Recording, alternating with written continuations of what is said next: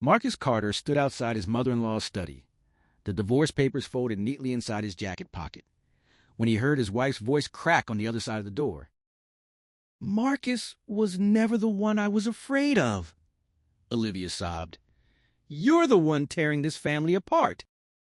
For 6 months, Marcus had believed his wife was quietly preparing to leave him. But the moment Olivia mentioned the power of attorney her mother had pressured her into signing after Emma's hospitalization, Marcus realized this had never been about betrayal. It was about who had really been controlling his family all along. If stories like this keep you hooked until the very last word, subscribe and turn on notifications so you never miss what happens next.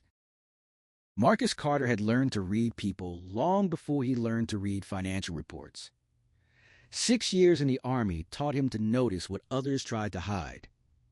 11 years in cybersecurity taught him that the greatest threats rarely announce themselves.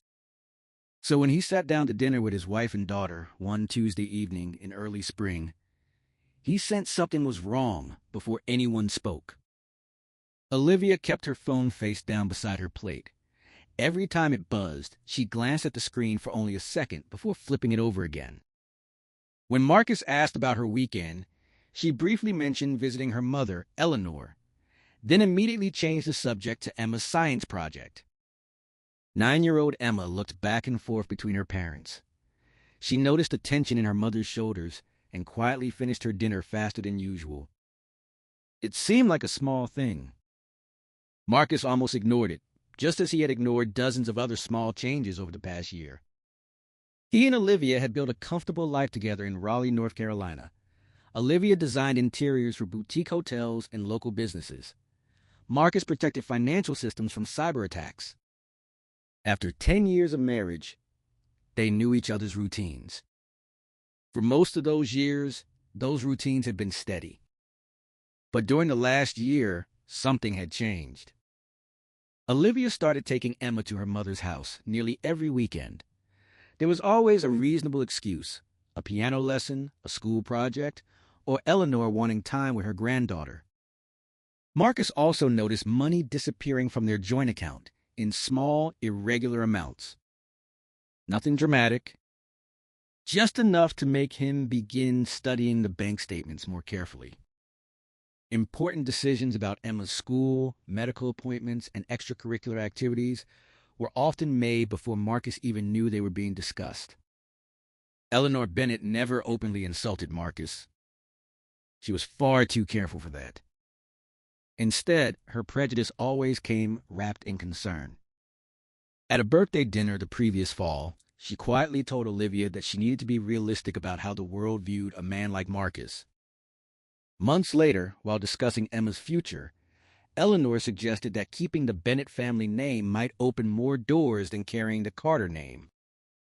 Another time, after Marcus admitted he'd had another nightmare, Eleanor smiled politely and remarked that soldiers sometimes brought war home with them without realizing it, and families needed to stay alert.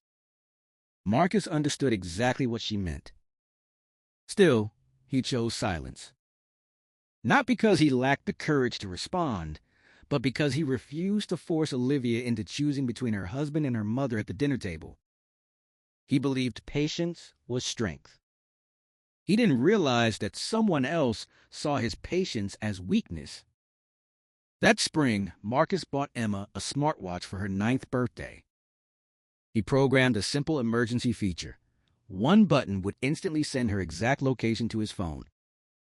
He told her it was only for emergencies, crowded events, or camping trips. Emma especially loved the little red button that also allowed her to send a short message with her location. She wore the watch every day without thinking much about it. Marcus didn't consider divorce lightly. For 6 months before contacting an attorney, he tried everything he could to save his marriage. He planned weekend trips for just the two of them. Olivia agreed. Then canceled. Twice. Both times she blamed work. One evening, after Emma had gone to bed, Marcus asked directly whether she still felt safe and happy in their marriage. Olivia quietly answered that she was tired, needed time to think, and walked away before he could ask another question. He suggested marriage counseling. She agreed in theory, but never scheduled the first appointment. Marcus even shared pieces of the nightmares he'd carried home from military service, hoping honesty would encourage honesty in return. Nothing changed. Olivia kept repeating the same words. I'm tired. I need time. I'm not ready. With every conversation, another layer of distance settled between them. Eventually, Marcus convinced himself that his wife had already left the marriage emotionally and simply hadn't said the words aloud. He carried that belief quietly for weeks. Then everything changed. One evening, Marcus came home earlier than expected after finishing a major project ahead of schedule. The house was empty. Olivia was at her mother's. Emma had stayed there after piano lessons. Marcus walked into their home office searching for Emma's insurance card for an appointment the next morning. Instead, he found an envelope hidden beneath a stack of old design magazines. Inside was a bank statement for an account he'd never seen. $62,000. Beneath it sat paperwork for an apartment rental in Richmond, Virginia. There was an unfinished school transfer request for Emma. A handwritten note from a family lawyer. A checklist titled, What to Bring. Finally, at the bottom, Marcus found a notarized power of attorney signed by Olivia and naming Eleanor. The date hit him immediately. It had been signed 8 months earlier, just after Emma's emergency hospitalization for a severe asthma attack, while both parents had been away on separate business trips. At the time, Eleanor explained the paperwork as a simple precaution so she could authorize emergency medical treatment or pick Emma up from school if necessary. But this document went much further. Hidden among the legal language were clauses allowing Eleanor authority over Emma's temporary residence and giving her permission to act on Olivia's behalf whenever Eleanor believed Emma's safety was at risk. Marcus read those paragraphs twice. Then a third time. He couldn't understand how Olivia had signed something so broad without ever mentioning it. He sat silently in the dark office, the documents spread across the desk. Everything pointed to one terrifying conclusion. His wife and her mother had been preparing to take his daughter out of state before he could stop them. This wasn't the behavior of someone who was simply tired. The following week, Marcus made one final attempt to reach his wife. Late that night, after Emma was asleep, he placed the bank statement on the kitchen table. Are you planning to leave me? He asked quietly. Or are you just waiting for me to give up first? Olivia's face turned pale. But instead of telling the truth, she whispered only one sentence. I have to make sure Emma always has somewhere safe to go. Marcus looked directly into her eyes. Have you ever seen me hurt our daughter? Olivia lowered her head. No, she admitted softly. Never. She hesitated before adding the words that broke something inside him. But my mother always says that by the time you can clearly see the danger, it's already too late.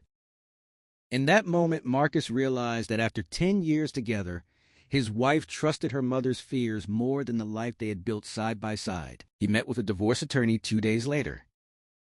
Marcus laid every document on the lawyer's desk: the secret bank account, the Richmond apartment, the school transfer paperwork, and the power of attorney. I want joint custody, Marcus said, and I want an order preventing either parent from taking Emma out of North Carolina without written consent. The attorney advised him to file immediately. Every day he waited gave the other side more time to act. Marcus agreed with one exception. Eleanor's 65th birthday party was that Saturday. He didn't want Emma discovering her parents were separating during a family celebration. I'll file first thing Monday morning. The lawyer reluctantly agreed. Marcus carried the divorce papers with him to the party anyway. He couldn't bring himself to leave them at home. Eleanor's house buzzed with relatives, neighbors, and longtime family friends. Conversations blended together, making it easy for someone to slip away unnoticed. Marcus stepped into the hallway to make what appeared to be a work call. As he walked past Eleanor's study, raised voices stopped him. The door wasn't fully closed. He recognized Eleanor's voice immediately. "You need to move Emma to Richmond before Marcus finds out about the apartment." Her tone carried none of the warmth she displayed in front of guests. Then came Olivia's voice. Broken. Exhausted. "Marcus was never the one I was afraid of," she cried. "You're the one tearing this family apart." Marcus froze. Every assumption he'd made over the past 6 months suddenly felt uncertain. Eleanor answered coldly. "I still have the power of attorney. If you won't do what's necessary, I will." Marcus stood perfectly still outside the door.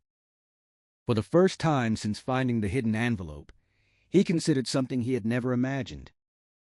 Maybe Olivia hadn't been directing the plan. Maybe she had been trapped inside it. He said nothing at the party. He smiled for Emma. He wished Eleanor a happy birthday.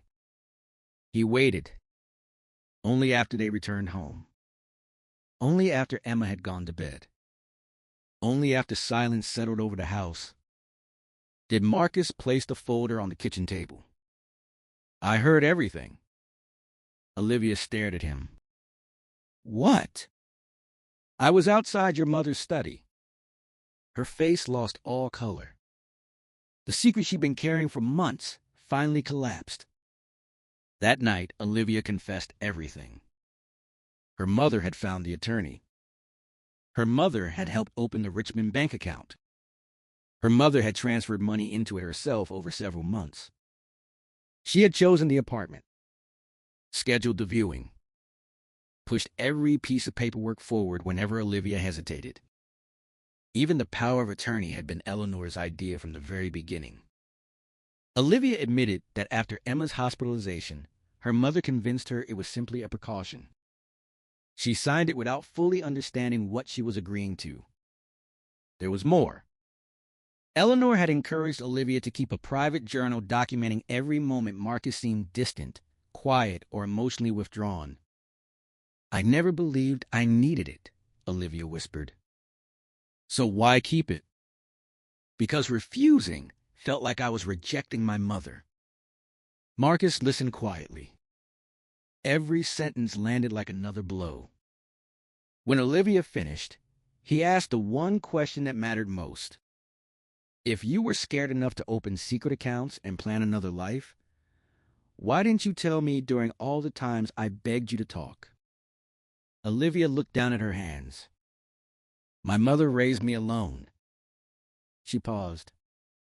"She survived a controlling marriage. She always taught me that every woman needs emergency money and an escape plan before she ever thinks she'll need one." Marcus remained silent. "You never hurt me," Olivia continued. "You never hurt Emma." "I know that.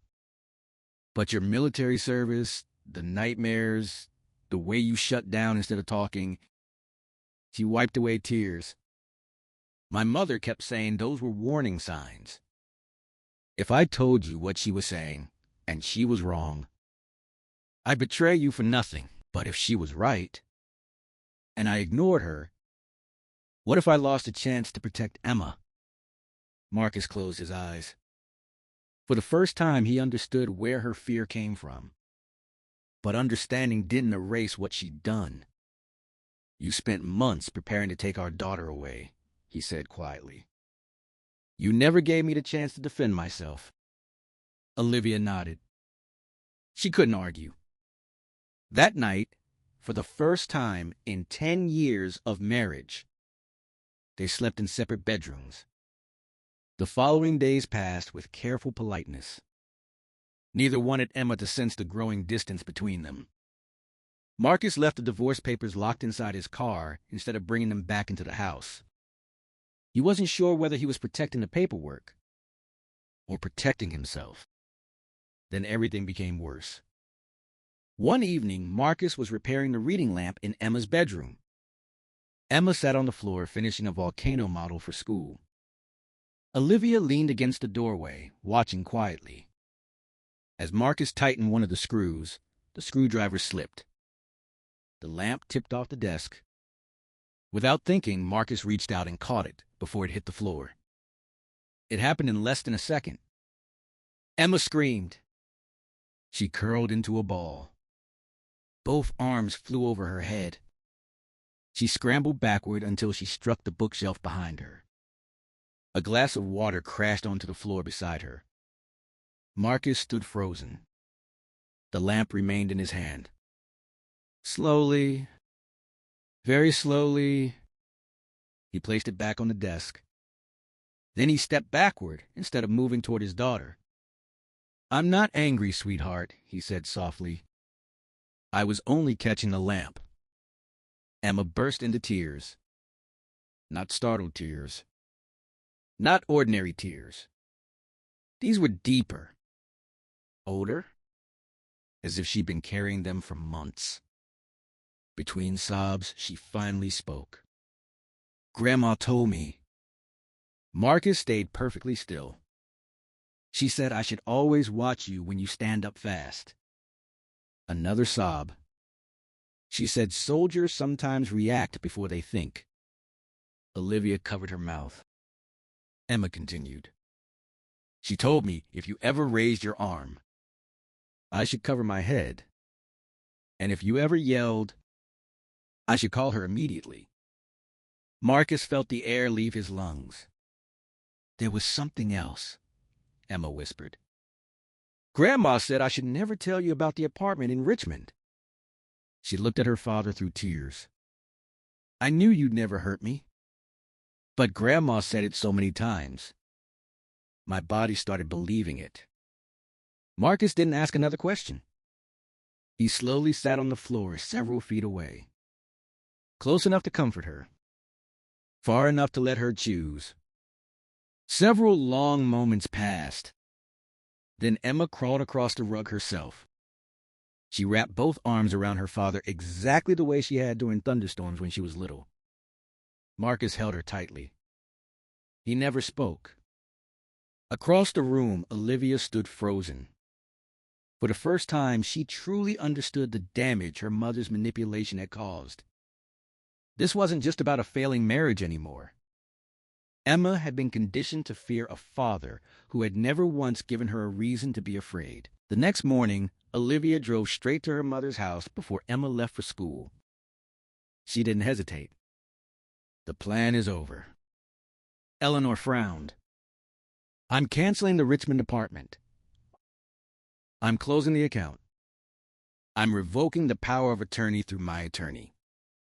And until everything is resolved, you will not see Emma unless Marcus or I are present." Eleanor's expression hardened. "So he's finally turned you against your own family?" "No," Olivia replied calmly. "I finally stopped letting you turn me against mine." Eleanor refused to back down. Instead, she contacted her own attorney. Within days, she revealed a file she had quietly built over several years. Inside were recordings of Marcus talking in his sleep during nightmares. Photos of him coming home exhausted after long weeks at work. Old text messages Olivia had sent her mother after ordinary marital disagreements. Military counseling records from years earlier following Marcus's deployment. And the still active power of attorney. Eleanor never directly accused Marcus of being dangerous. She never needed to. She simply repeated the same careful language. "We can't wait until there's proof. You don't understand how people will see a man like him. He was trained to control situations. That doesn't disappear." Piece by piece, Marcus and Olivia finally realized something. Eleanor had never judged Marcus based on anything he had actually done. She had judged him based on who she had decided he was before truly knowing him. Marcus's attorney explained the legal situation. The power of attorney did not give Eleanor permanent custody. It could still be revoked. But until the written revocation was properly filed, it remained legally valid. It allowed Eleanor to act as Emma's temporary guardian whenever she personally believed an emergency existed.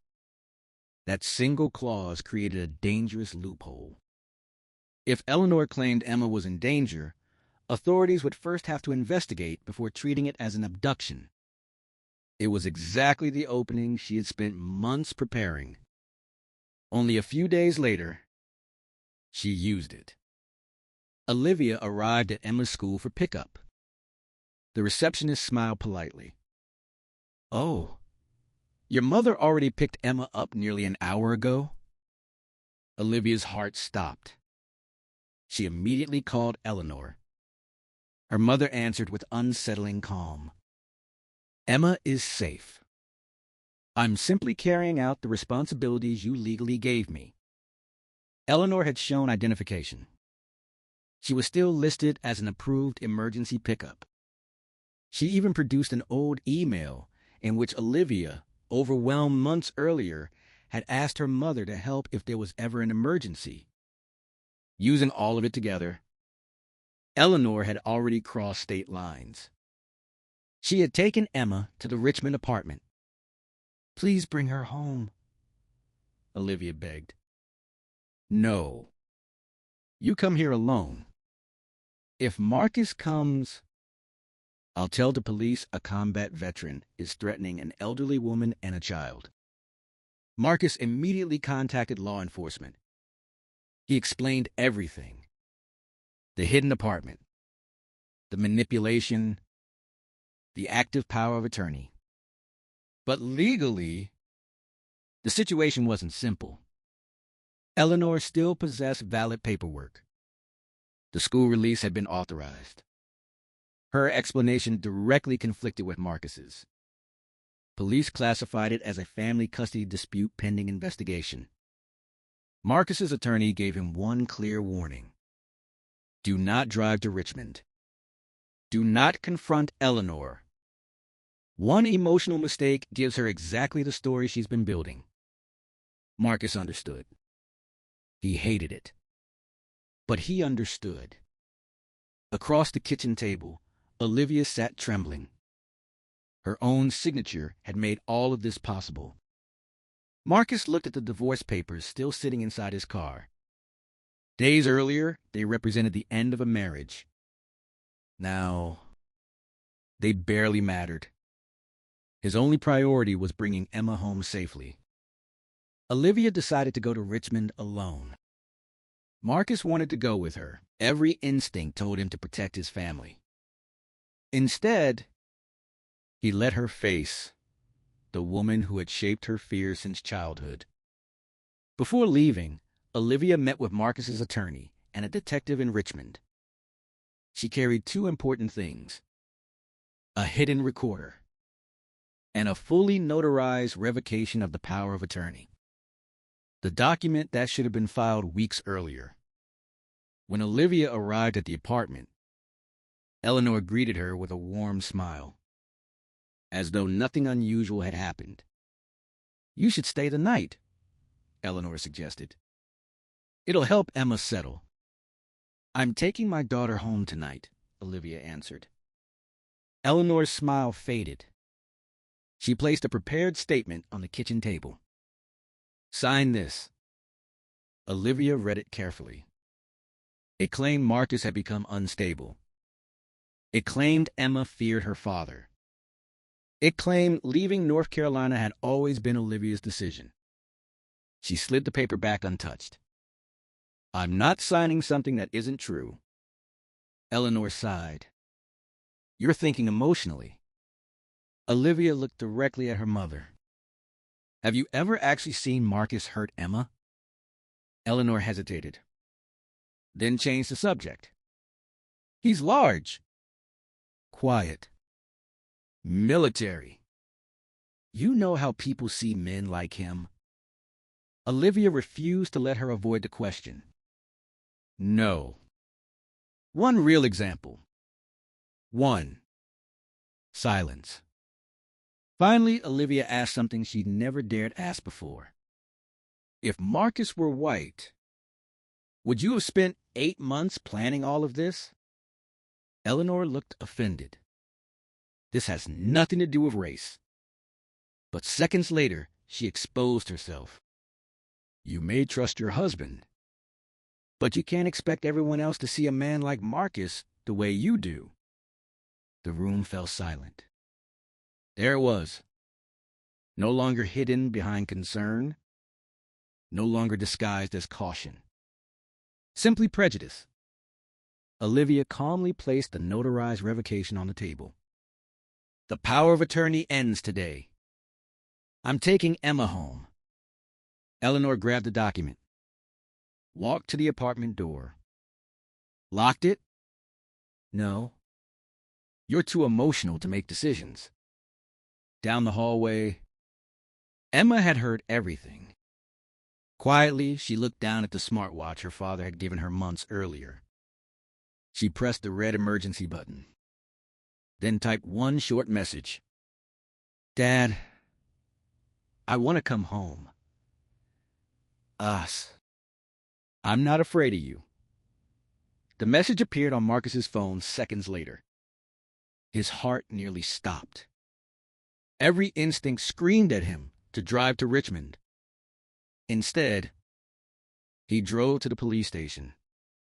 He handed detectives everything: Emma's live location, Olivia's audio recording, the signed revocation, proof that Eleanor had crossed state lines with a minor child.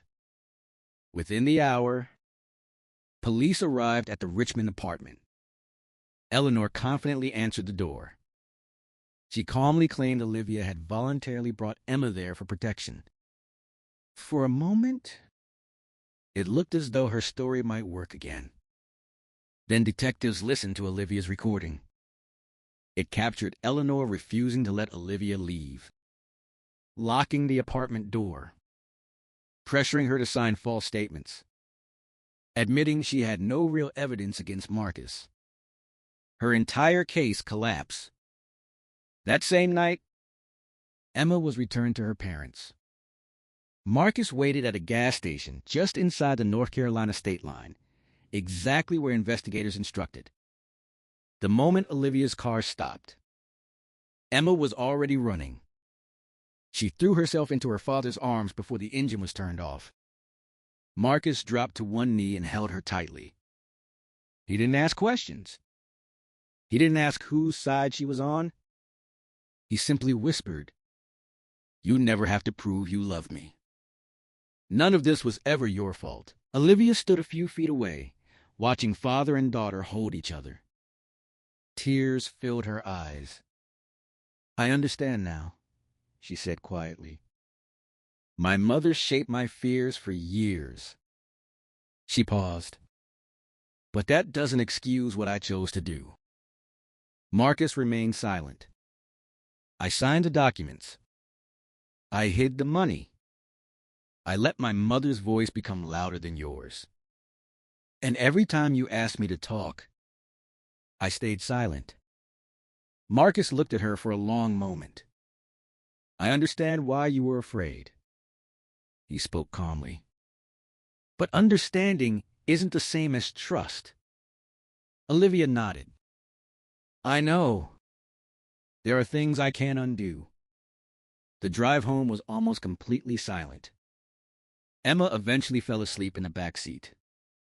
Neither Marcus nor Olivia spoke much. There were simply no words big enough for everything that had happened. Over the following days, they reached several difficult agreements.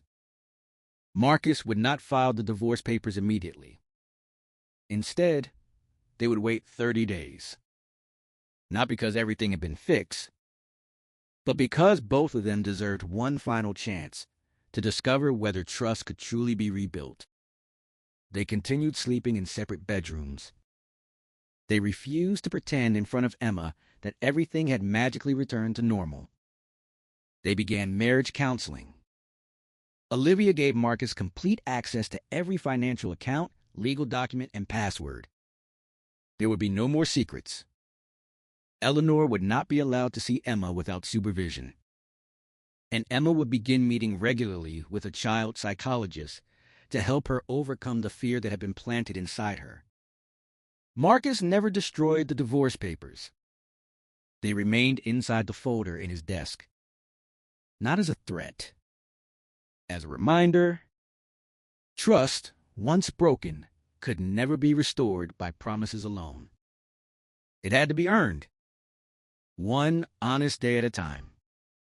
3 months later, Marcus and Olivia still attended counseling every week. Olivia permanently closed the Richmond account. She officially canceled the apartment lease. She voluntarily handed every remaining document to both attorneys. She also enforced firm boundaries with her mother, even when Eleanor protested. Marcus, in return, began talking openly about the nightmares he'd carried home from military service. For years, he believed silence protected his family. Now he understood that silence had created room for fear to grow. He still wasn't completely healed. Sometimes, when Olivia came home later than expected, memories of the hidden apartment returned. Sometimes, when Marcus stood up suddenly, he noticed the briefest flicker of fear cross Emma's face before she remembered she was safe. Healing wasn't a single moment. It was a process. One choice after another.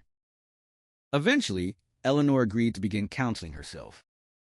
She still wasn't allowed unsupervised visits with Emma. During their first supervised meeting, she apologized directly to her granddaughter. "I'm sorry for making you afraid." Emma listened quietly. She didn't forgive her. Not yet. Marcus never pressured her to. Forgiveness belonged to Emma alone. Several months later, Emma stood in front of her 4th grade class to give a presentation titled, "Someone Who Makes Me Feel Safe." She smiled toward the audience. "My dad." The classroom became completely still. "He always lets me feel whatever I feel. He never tells me my feelings are wrong. And even when I'm scared, he waits until I'm ready before he comes closer." She smiled again. "My dad has never made me afraid. He makes me feel safe." Marcus sat beside Olivia in the audience. Neither of them spoke. Slowly, Olivia rested her hand on top of his. Not tightly, not expecting anything, simply offering it. Marcus looked down at her hand for several long seconds. Then, quietly, he placed his own hand over hers. It wasn't forgiveness. Not completely. It wasn't a promise that everything would return to the way it had once been. It was something smaller. And perhaps far more important. Hope. Months earlier, Marcus had stood outside Eleanor's study, believing his wife had betrayed him. What he heard through that half-open door hadn't erased the betrayal, but it had revealed something deeper. Their marriage hadn't been destroyed by one lie. It had been pulled apart by 3 forces working together. Olivia's inherited fear, Eleanor's need for control, and Marcus's own habit of carrying pain in silence instead of speaking it aloud. The divorce papers remained exactly where they had always been. Untorn, unfouled, a quiet reminder that second chances are never given, because trust magically returns. They are given only when truth finally replaces secrecy. Marcus learned that understanding the reason behind someone's betrayal does not erase the damage it caused. But sometimes, understanding becomes the first real step toward healing. If this story reminded you that honest conversations can save relationships before silence destroys them, share it with someone who needs to hear it. And if you enjoy powerful emotional stories like this one, subscribe and turn on notifications so you never miss the next chapter.